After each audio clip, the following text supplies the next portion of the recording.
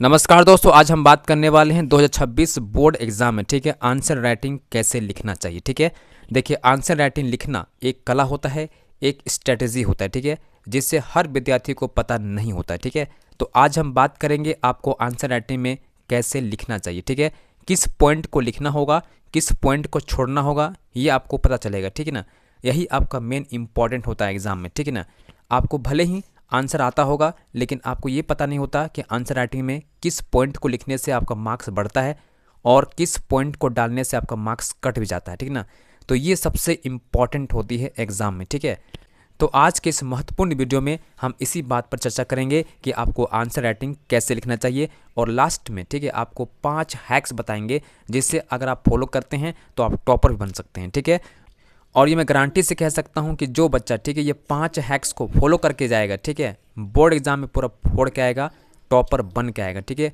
Next topper आप ही बनेंगे 2026 board परीक्षा में, ये गारंटीड है। तो आज हम बात करेंगे 2026 बोर्ड परीक्षा में, ठीक है, आंसर कैसे लिखे। ठीक है, क्योंकि यही आपका स्किल है जो आपको भीड़ से अलग करने वाला है। ठीक है, तो वीडियो बहुत महत्वपूर्ण है, इसकी बिल्कुल नहीं करना आपको। ठीक है, इसे आप एग्जाम्पल से समझ सकते हैं। ठीक है, मेरे पास 2 विद्यार्थी हैं, एक का नाम मोनू है और सेकंड का नाम गोलू है। ठीक है, आप यहाँ देख सकते हैं मोनू और गोलू, ठीक है, उनके पास सेम किताबें हैं। ठीक है, वो सेम बुक पढ़ते हैं, उनका जो मेहनत है, हार्ड वर्किंग है, वो भी सेम करते हैं। ठीक है, और उनका जो स्टडी मेथड है बिल्कुल सेम है। ठीक है, तो आखिर उनके परसेंटेज में इतना डिफरेंस क्यों आ रहा है? एक का 98% और सेकंड का 80%। ठीक है, मोनू का 98% और गोलू का 80%। ठीक है, तो आप ये सहज अनुमान लगा सकते हैं। ठीक है, तो इनका जो डिफरेंस आ रहा है परसेंटेज में, ठीक है, ये कहीं न कहीं आंसर राइटिंग का कमाल है। ठीक है, आंसर राइटिंग से क्या हो रहा है, दोनों का परसेंटेज फर्क पड़ रहा है। ठीक है, तो आपको भी यही सीखना है कि आखिर आंसर राइटिंग कैसे करें कि आप किसी दूसरे विद्यार्थी को पछाड़ सके। ठीक है, तुम लोग को भी ये स्किल सीखना है जिससे आपका परसेंटेज ऑटोमेटिक क्या हो जाए, बढ़ जाए। ठीक है, तो ये वीडियो काफ़ी महत्वपूर्ण है, बिल्कुल आपको स्किप नहीं करना, पूरा फुल वॉच करना है, तभी आपको फायदा पहुंचेगा। ठीक है, तो ये जो परसेंटेज डिफरेंस आ रहा है, ठीक है, ये किसका कमाल है? आंसर राइटिंग हैक्स का कमाल है। ठीक है, जो मैं आज आपको बताने वाला हूँ। ठीक है ना, जो आंसर राइटिंग हैक मोनू को पता है वो गोलू को पता नहीं है। ठीक है, और हो सकता है कि तुम लोग में से भी बहुत कोई को पता नहीं होगा, तो आज इस वीडियो को देखने के बाद आपको पता चल जाएगा। ठीक है, तो हाय फ्रेंड, मैं आपका हासिम भैया। ठीक है, आज मैं आपको बताने वाला हूँ आंसर राइटिंग के इम्पॉर्टेंट हैक्स के बारे में। ठीक है, जिससे आपको जानना है। ठीक है, तो सबसे पहले हम बात करेंगे बोर्ड परीक्षा में, ठीक है, कम मार्क्स लाने का रीज़न क्या है। ठीक है, इसमें सबसे पहला पॉइंट आता है बैड राइटिंग। ठीक है, बहुत सारे विद्यार्थियों को, ठीक है, बोर्ड परीक्षा में बहुत कुछ आता है, ठीक है, लेकिन उसका राइटिंग खराब होता है, इसके वजह से उसका मार्क्स भी कम आता है। ठीक है, अगर आपको लग रहा है कि मेरा राइटिंग, ठीक है, हैंड राइटिंग बहुत ही खराब है, तो आप अभी से इस पर काम करना शुरू कर दीजिए, आपके पास टाइम काफ़ी है। ठीक है, आप 2 महीना में अच्छा राइटिंग लिख सकते हो। ठीक है, इसका मैं हैक्स आपको देने वाला हूँ नेक्स्ट वीडियो में। ठीक है, दूसरा पॉइंट आपका है एग्जाम में काट पीट करना। ठीक है, अगर आप एग्जाम में काट पीट करते हैं तो इससे भी आपका मार्क्स कम आता है। ठीक है, तो इसका भी ध्यान रखना जरूरी है।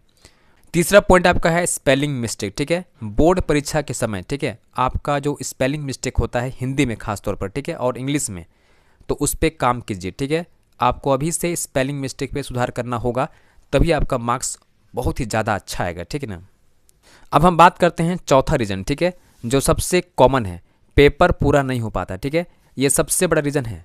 ऐसा क्यों होता है? क्योंकि आपका टाइम मैनेजमेंट नहीं हो पाता। ठीक है, आप समय पर क्वेश्चन को ख़त्म नहीं कर पाते एग्जाम में। ठीक है, इसका मेन वजह होता है आपका राइटिंग, ठीक है, स्पीड कम होता है।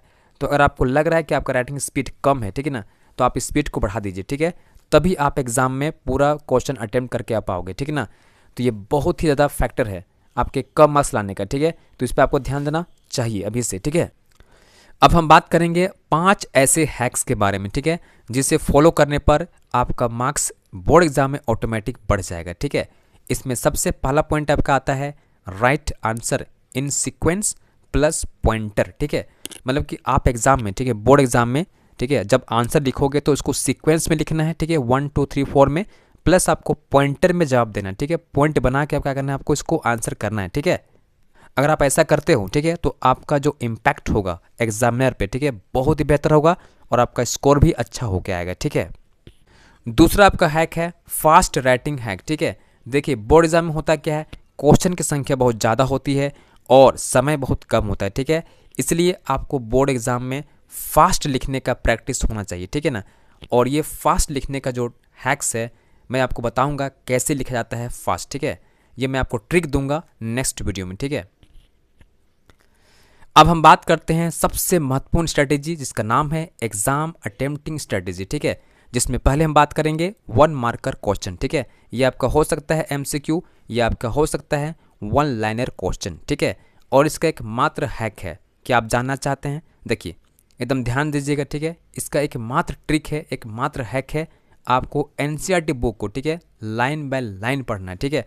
अगर आप NCERT बुक को लाइन बाय लाइन पढ़ते हैं ना तो आपका सारा क्वेश्चन क्या हो जाएगा, क्लियर हो जाएगा, MCQ का या 1 लाइनर का, ठीक है। इसका ट्रिक यही है। अब हम बात करते हैं सेकंड मार्कर क्वेश्चन, ठीक है। इसमें क्या करना है, आपको 3 से 4 लाइन लिखना है, ठीक है। 3 से आपको 4 लाइन से ज़्यादा आंसर नहीं करना है, ठीक है। और आपको सबसे मोस्ट इंपॉर्टेंट इसमें क्या है, आपको एग्जाम्पल ऐड करना होगा, ठीक है। एग्जाम्पल आपको देना ही देना है, ठीक है। अगर आप एग्जाम्पल ऐड करते हैं, ठीक है, तो आपका मार्क्स पूरा फुल आएगा, ठीक है। 2 में से 2 मार्क्स मिल जाएगा, ठीक है।